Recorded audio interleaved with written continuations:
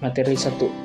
Permintaan adalah suatu proses dalam meminta sesuatu atau sejumlah barang yang dibeli atau diminta pada suatu harga dan waktu tertentu. Permintaan berkaitan dengan keinginan konsumen akan suatu barang dan jasa ingin dipenuhi. Jasa yang ingin dipenuhi. Penawaran dalam ilmu ekonomi. Penawaran adalah banyaknya barang atau jasa yang tersedia dan dapat ditawarkan oleh produsen kepada konsumen pada setiap tingkat harga selama periode waktu tertentu.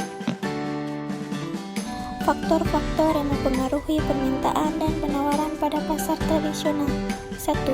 Perubahan permintaan. Maraknya pedagang online bisa menggeser pola permintaan konsumen. 2.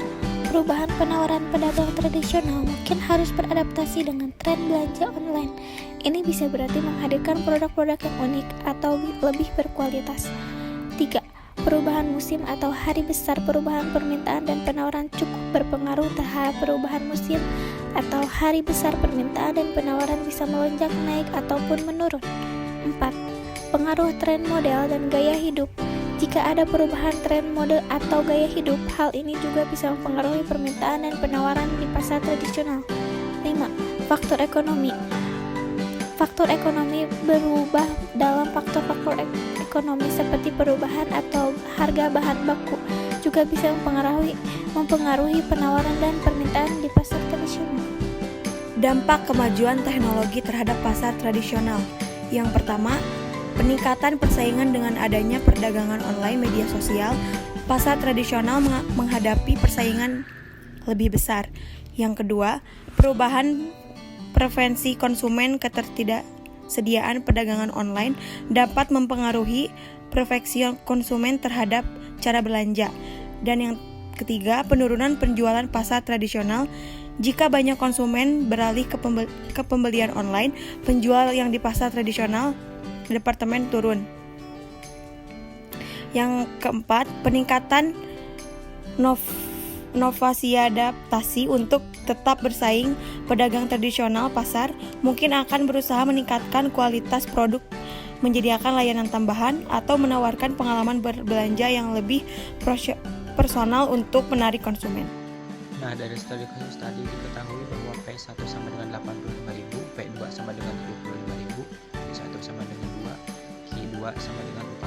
Nah, kita masukkan ke rumus P min 85.000 per 75.000 min 85.000 sama dengan Q min 2 per 4 min 2. Lanjut ke bawah, P min 85.000 per 10.000 sama dengan Q min 2 per 2.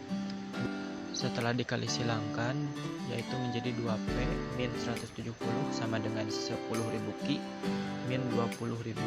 Nah, lalu diturunkan ke bawah, 2P sama dengan 10.000 Q min 190 dari 170 dijumlahkan dengan 20.000 menjadi P sama dengan 5.000 Q min 80.000. Nah, kita mencari Q-nya yaitu dengan cara 2P min 170.000 sama dengan 10.000 Q min 20.000